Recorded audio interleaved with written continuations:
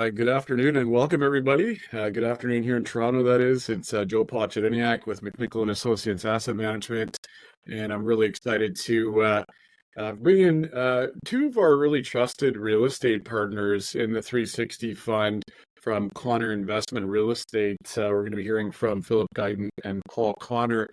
And, Philip and Paul's company has really helped us make sort of a quantum leap in land investments. We're no longer, buying parcels of land and hoping for the best. They say hope isn't a strategy, and I've had the pleasure of working with Paul and Philip over the years. And really just sort of getting a better grasp of exactly what they're doing. And exactly what they're doing is great. I think it really speaks to a lot of the values and investment philosophy we have here at McNichol. It's focused on facts and data, and they make inferences from there, not the other way around. They're very well trained. A lot of their reporting and communication strategy to myself especially is very effective. And I just want to thank Paul and Philip for really providing myself personally with some coaching as to how land banking is done in their particular state, which is going to focus on the state of Texas, and how it's different and unique. So, Paul and Philip, welcome. I'm just going to ask you guys to introduce yourselves, and maybe a lot of our investors may have familiarity with your firm, but for those that don't, maybe they're not familiar with Connor or land investment. Maybe just go ahead and introduce yourselves, and I'll put myself on mute here for a bit. Sure. Appreciate the opportunity. Paul Connor, founder and principal of Connor Investment Real Estate. We focus on capital and investments within primarily residential and industrial opportunities. Home base is Houston, and we focus primarily on Texas is the main target for the majority of our investments and projects, but we do have the ability to operate in other states, specifically within the southeast side of the United States, kind of ranging from the Carolinas to Florida, and back across the Gulf over to Texas, where we see continued long-term macro trends of job growth, population growth, which support a lot of the tailwinds and thesis we look at when we look at new projects and investments. Philip? Philip Guyton. I've been here in Houston most of my life. I have a background in engineering, and I've been in the real estate sector for I think 25 years now. Joined with Paul Connor over 5 years ago, though we've known each other for many years. And we work together very effectively on this strategy, land banking primarily. And the nice characteristic of it is that capital preservation is a big part of the strategy. And to date, we've had a terrific track record. And enjoyed working with McNichol and Associates over the years. They've been an excellent investor of ours. Okay, great. So maybe at this point, if you gentlemen would like to get into your presentation a bit, we can go from there. And yeah, I'll just mention again for some of our investors who might not be diehard land investors, it can actually be a pretty risky part of commercial real estate. Land doesn't really pay you any rent. You have to wait around a bit to get a buyer. So I appreciate the comments about risk management, capital preservation. Those are all things that we really like around here. But back to yourselves, we can go through some slides here for sure. Sure. Okay. So today we'll talk a little bit about the Texas and U.S. market, what we're seeing as far as macro trends and why we invest in the fashion that we do. Secondly, I'll touch base on kind of the three or four core styles of investment that we typically put together when we do new investment partnerships. One being land banking, which has always been our bread and butter. Two being direct equity investments in master plan community or suburban style development. And then three, the direct investment into what we'll call heavy industrial manufacturing activity and logistics parks, which we see as a long-term trend that's occurring, especially along the Gulf Coast within the United States. And so that's an area where we will continue to grow as well on that. Figure the easiest way to do it is show everybody a little bit about what we do and touch base on a couple of our previous projects, how we were involved and what it did from there. First project we did, which is Sunterra, large scale project, so about 2,300 acres on the west side of Houston. Within that project, we did that with Land Tejas and put it together really kind of 2 or 3 ways. One, we were a land banker on several hundred acres within that has now been developed. 2, we were part of the direct equity on developing that project. And then 3, we've looked at lot banking, which we do variations of for certain private home builders, where we serve as an off-balance sheet source of capital for private home builders to allow them to hold their inventory off balance sheet and work closer to a just-in-time style of inventory management for home building. That project is currently one of the top-selling communities in the city of Houston and likely in the entire state. I think it's actually top 20 in the U.S. This project, along with several others, was actually bought out by Starwood Capital. Their home base is in Florida, but they bought this and the remainder of the Land Tejas portfolio that was the developer along with us about 2-3 years ago at this point. And so they have continued to thrive on this project. So at total build out, this 2,300 acres will actually be around 7,000 to 8,000 homes by the time they finish the overall development of it. So been an enormously successful project. One of our favorite ones to put together because we were able to be very value add to the developer on bringing the capital into strategic points where, one, they made it very effective for the developer, and 2, made for a very compelling investment opportunity with our partners on this project. Next project that I wanted to highlight is what we call River Ranch. This is a current project that we have up and going. So it is about 2,500 acres. Will be about 7,000 watts, 6,000 to 7,000 watts when we get to total build out on the overall project. This one is actually currently in development.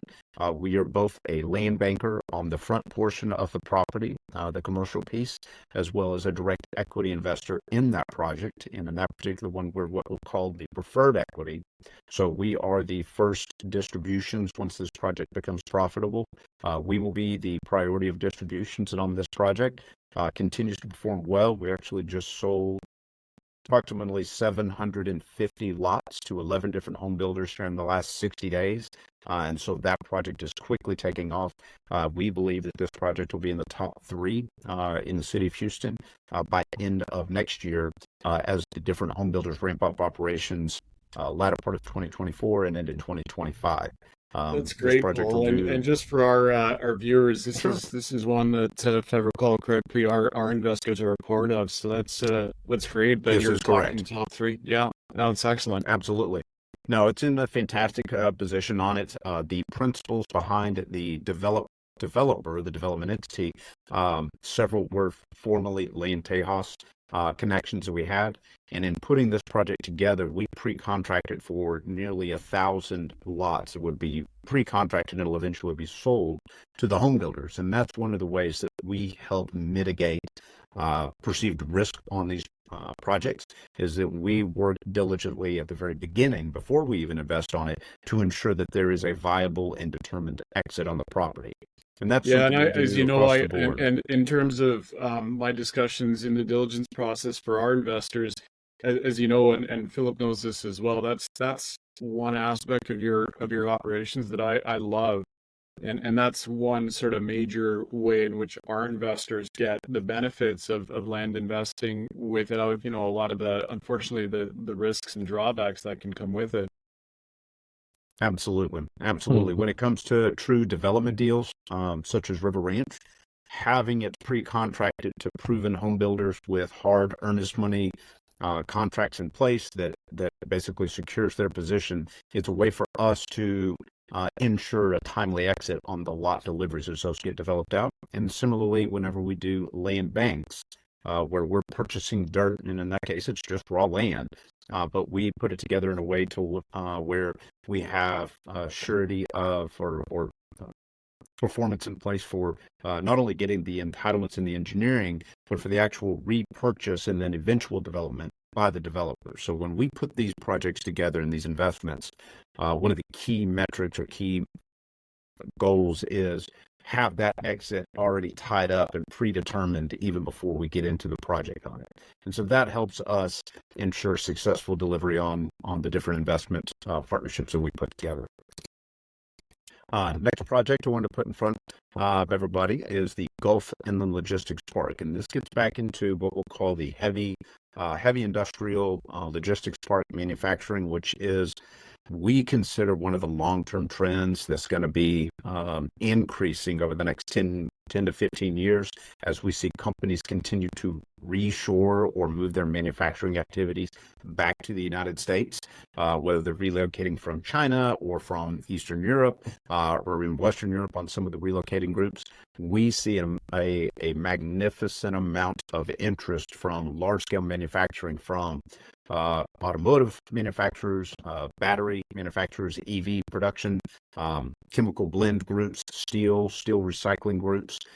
And so there is a tremendous amount of opportunity coming back to the United States where we're seeing groups come and locate their manufacturing opportunities here. Gulf Inland Logistics Park, we closed on it just over 2 years ago, or right out 2 years ago. Currently have 4 new users in there. We'll close it to 3 more users that'll have manufacturing activity. And in this particular instance, we have access to both rail and major highway infrastructure, so it can operate almost like an intermodal location, as well as being in relative proximity to the Port of Houston. So we have a lot of interest from groups that need to bring in raw supplies by rail or by sea transportation. They can bring it to this site, do the manufacturing, and then rail or offload their finished products from there. This one was started, like I said, about 2 years ago. We're already breaking ground on it. We'll have rail deliveries starting at the end of this year. We anticipate by this time next year, we'll have somewhere between 5,000 and 10,000 rail movements coming from this park, just from the contracted obligations of the existing manufacturing groups that are going to be located here. We do see other opportunities within this particular asset class and opportunity, and I'll actually be putting out information on a partnership for an expansion on this project here in the coming weeks or months going forward from there. Last project I wanted to touch base on was one that's the actual name of the development is called Esperanza. We invested in it under what we called CILB Southwest, which was Connor Investment Land Bank Southwest. This was a prototypical land bank opportunity where the developer identified the property, had already started on the entitlements and engineering, brought us in to operate as the land banker. Part of our obligations that we put on the developer was completing the engineering and then gave them time and deadlines of which they had to identify their home builders to then purchase the dirt back from us and then start development on that. So it occurred over about the course of 24 months, ended up doing very, very well. This is probably one of our poster childs if we look at how land banking successfully works. On this project, we achieved right at about a 20% internal rate of return on an unlevered basis, all of it being categorized as capital gains. So we also have nonprofit investors, and all of those were no UBTI, so they were able to get the benefits of those gains basically on a tax-free basis.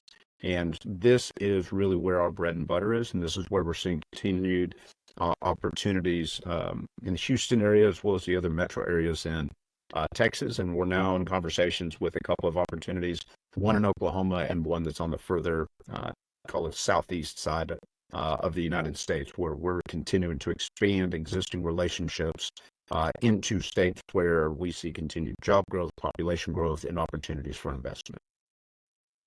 But let me step in real quick.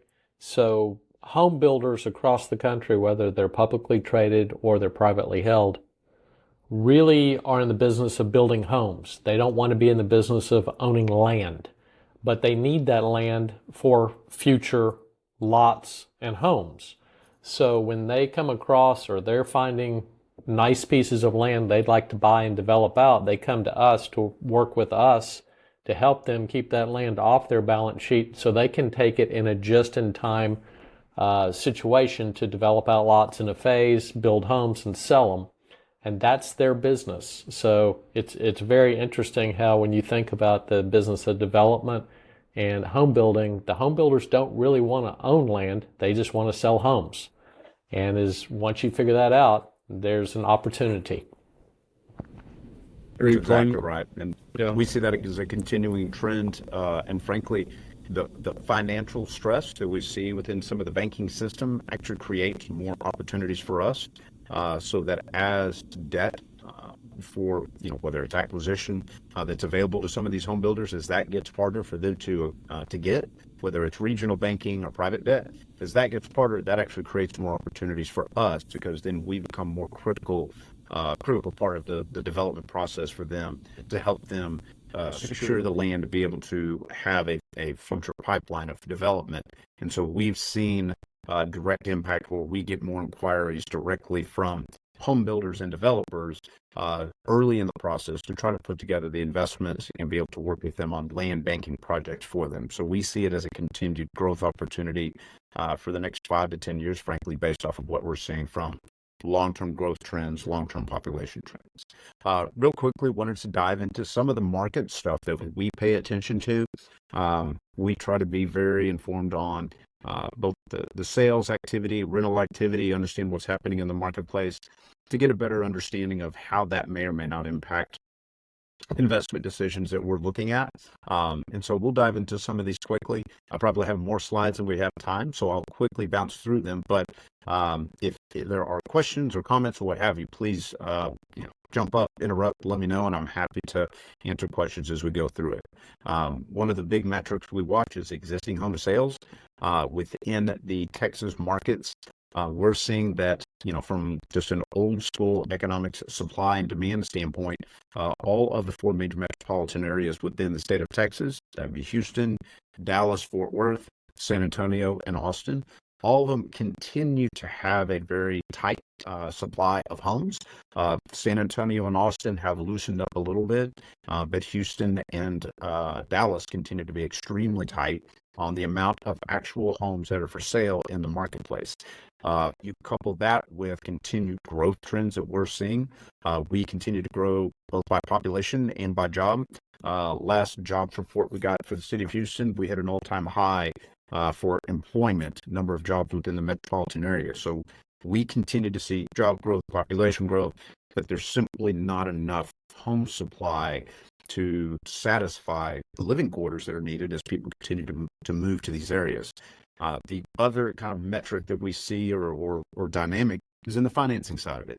It's getting more difficult for home builders and third-party developers to get the necessary development, the acquisition and development lending to do large-scale projects. And that frankly helps us because we can land bank it and work with the developer to sell to them smaller phases so that they can make it more bite size to accommodate what we're seeing in the financing market today.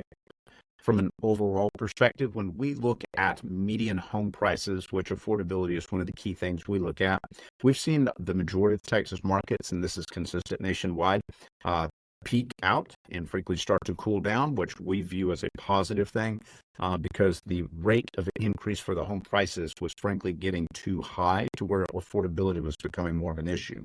If you'll notice, Austin, we've probably had the fastest run up in pricing, is seeing the most amount of decrease on it. San Antonio is starting to feel a more of a decrease side of it. That metropolitan area, even though it's one of the 10 largest in the U.S., traditionally has a lower median income, and so they are more price sensitive on the home pricing side of it. Houston and DFW, Dallas-Fort Worth, we've seen slight decreases, but it's basically been a plateau on the pricing side of it for existing home sales.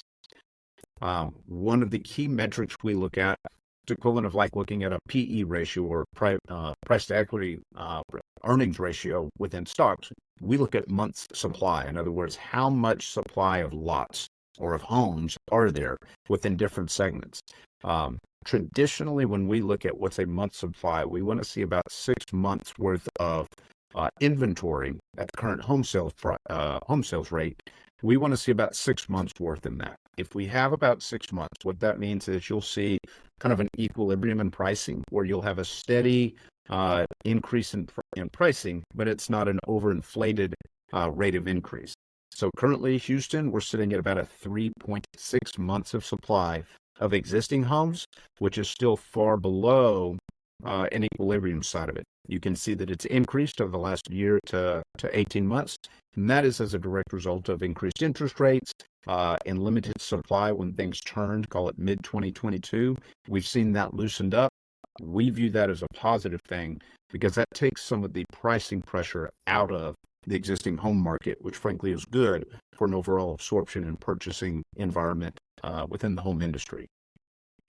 Similarly, Texas as a whole, if we take all the metropolitan areas, we're still at only about 3.4 months worth of supply, which is still below what we would consider an equilibrium or target of 6 months worth of supply. And we see is continuing to increase in the inventory side of it.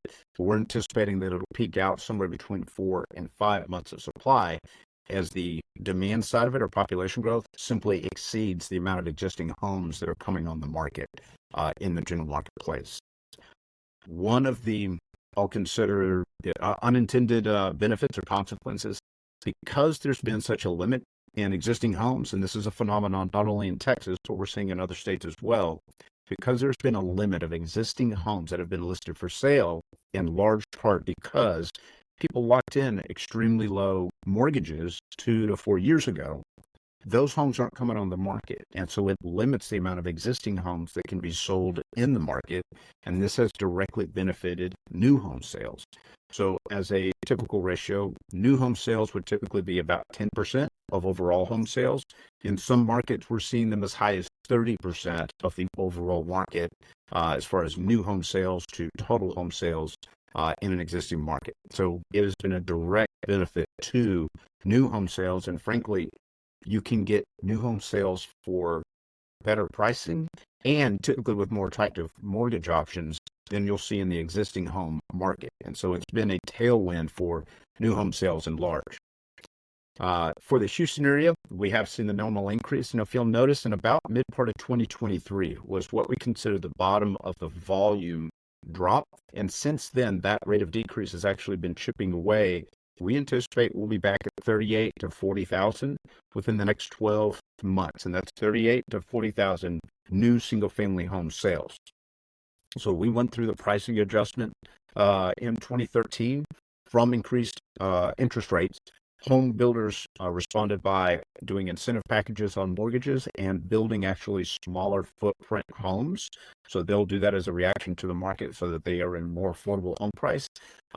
With that, and frankly, some of the stress in the real estate or in the financing market, that reduced the overall sales activity down to about 36, 37,000, but we're seeing a rebound actually closer to 38 to 40,000, and we will continue to see increases from there going forward based off of job and population growth that we see in the Texas and Houston areas. I'll bounce through some of these, which are kind of high-level touches, things we touch base on. One of the big reasons we like operating within Texas, we have 3 of the top 7 home selling metropolitan areas between Houston, Dallas, and Austin. San Antonio typically bounces between number 10 and number 15, but we have very robust and continually growing markets where we like to operate. And so for that reason, we see a long tailwind of opportunities that continue in Texas and frankly in the other Gulf Coast states where we see continued growth on that. Demand side of it, as I mentioned earlier, we hit Houston all-time high on job growth or total employment. And so we're at a position where we continue to see growth opportunities, and we'll continue to see more. Part of us being in the manufacturing side and industrial side, we see firsthand when we know companies are relocating to greater Houston area. So we actually know of jobs that are in the queue that are not yet published and reported, simply because we know the companies that are going to be coming to the greater Houston area. population growth, again, Texas and Southeast, we continue to see growth. Texas, Florida, and the Carolinas being the biggest beneficiary of continued migration and growth moves, or growth tendencies. Texas as a whole, over a 12-month period, grew by about 500,000 people on there. And so for everybody that comes to town, it's a situation of they either need housing or apartments, and there's only a limited supply of that. So we see a continued growth on the demand side of it. I'll bounce through some of the more detailed stuff.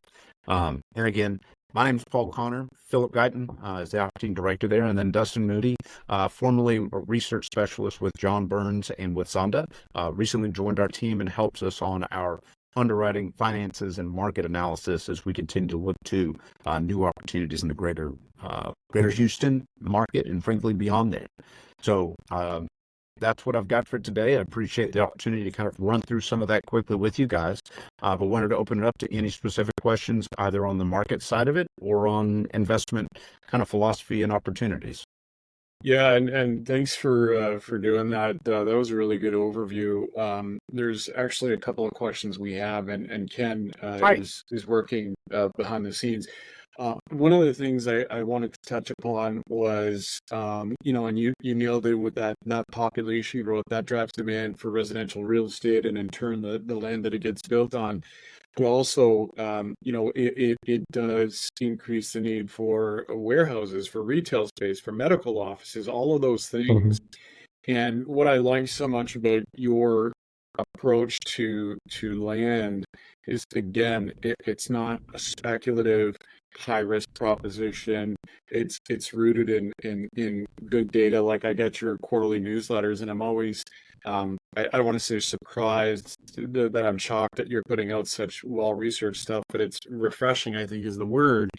And I noticed that a lot of the partners, John Burns, you talked about, but some of your engineering and other partners, both technically or economically, you've used for years, and it seems like you have a great deal of confidence and trust in these people, which is great. One of the things I'd like you guys to maybe just highlight for our investors is really interest rates and the cost of capital, because with buildings, with a lot of the residential buildings that we have, obviously, the loan to value ratio is a term that many of our investors understand. You mentioned earlier, I believe River Ranch was an all equity deal. Talk to us a little bit about that and the financing costs, because it's important, but I think our investors will want to hear it from yourselves. Sure.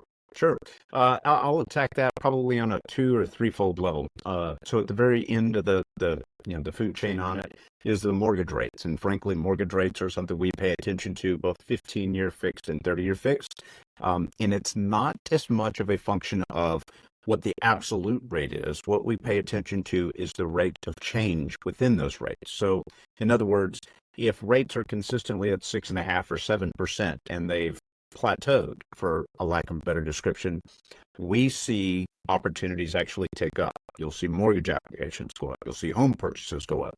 It's when you see changes in interest rates that it affects the kind of the buyer's sentiment, the consumer sentiment on it. And so when you see it go from 5% to 6% to 7%, it wasn't the fact that the numbers changed on the affordability side of it. It's as much of a mental issue of people they don't want to lock into new mortgages in a rising interest rate environment. But once it plateaus, you'll see mortgage applications pick back up. And so we've been in a situation all since probably fourth quarter 2023, where mortgage rates as a whole peaked, and they've either plateaued or we've seen them slightly come down. There is a correlation between what we look at the 30-year mortgage and the 10-year treasury. So as we see the 10-year treasury continue to tick down because of reduced inflationary issues, we see the 30-year mortgage continuing to tick down as well. So that provides us with a good forward-looking sentiment that we will continue to see growth, both by stable interest rates and frankly falling interest rates. So we foresee that we will be in a growing market and that affordability will become, that the houses will become more affordable, frankly, because you're seeing mortgage rates starting to come down on a national and on a regional level. So that's at the end of it. From a financing side of it, and one of the things I touched on was the development loans or the development financing for acquisition and development. So on River Ranch, we have a large private lender based out of Boston, New York area. But we've worked with them for the better part of 10 years on different opportunities. They are our lender on that project, and they'll do in excess of $100 million within a revolving loan on that project. We're the equity that's behind that loan on that. And so one of the ways that we mentioned earlier that we help mitigate the risk profile is we pre-contract those lots for sale so that when we start development, we know what we need to develop out, and we already have those lots, those vacant developed lots, pre-contracted to sell to home builders. And as soon as they sell, that immediately starts to pay down the development loan on it. So it's a way for us to mitigate risk involved with having leverage on development deals and development projects on that. The market as a whole, it is more expensive to develop than where it was, say, 36 months ago. 3 years ago, you might could get a private lender to do these large scale infrastructure loans to do the roads and utilities and all the infrastructure that goes along with it. Those would typically be 11, 12% cost of capital to a developer. Today, it's closer to 15.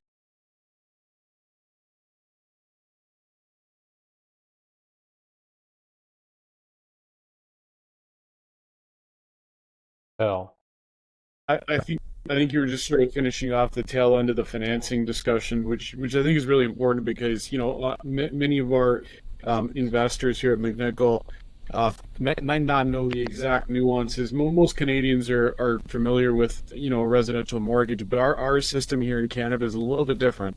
okay.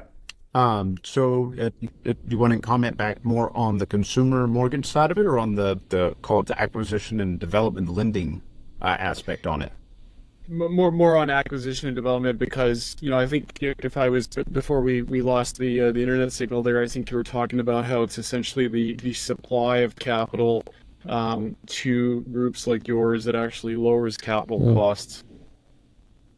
Absolutely. Mm-hmm. No, one of the I guess challenges in the development side of it, and really that changed since Dodd-Frank 2008, post-2008 legislation, it's become much more difficult for traditional banks, the Bank of America, JB Morgan Chase, or large-scale traditional lenders. It's hard for them to operate in this asset class because of the amount of holdbacks and reserves they are now required to have on their books, and so it's largely eliminated that as a source of debt that can go to doing development. So then it comes down to the regional bank side of it, and we still see regional banks operating within this segment, but one, they only can lend so much just simply because of capacity, and then two, they're further, I'll say, hamstrung currently because of challenges they're having with other commercial real estate, yield and cap rate oriented real estate. So apartments, offices, other projects where they've been debt, that they're having issues with it, simply just limits the amount of total capital they have that they can lend on it. And so what we've seen backfill for that is large scale private debt, which is basically unregulated, non-FDIC controlled debt. And so it's a good and a bad thing. It is more expensive, but you can usually get more favorable terms as far as the duration and the amount that you need to borrow in order to be able to develop at a much faster and larger scale, which we find helps actually protect us from inflation risks and interest rate risks. Because if we can move faster, develop more of it, and deliver it quicker, it narrows or shortens the time frame for us to go through a development opportunity. And I mean, we jokingly look at it like it's a hot potato. The moment you start, you want to get in and out as fast as you can, so that you have built those lots and you develop them to a home builder. So from that perspective, working with these large scale private debt groups, of which several are based out of Canada, has proved to be very, very effective. So even though they're more expensive on the interest rate, the structure on how we'll put them together actually allows us to move much faster and be quicker on the development time and be able to sell it and get ourselves in a very secure position, because then those lots are in the hands of home builders, and then they're building the homes to the end buyer. So it's just a matter of the development and the investments, looking at what's the most effective way to put together the structure on these opportunities. Yeah, and I really got a flavor for that in the deals that you send our way, and thanks again for doing that. But it's just a very precision operation. You're in, you're out, boom, on to the next one, and it's that wash, rinse, repeat cycle that some of the multi-res developers had a couple of years ago, done Absolutely. with land, and it's really exciting. And Philip and I have discussed this in the past.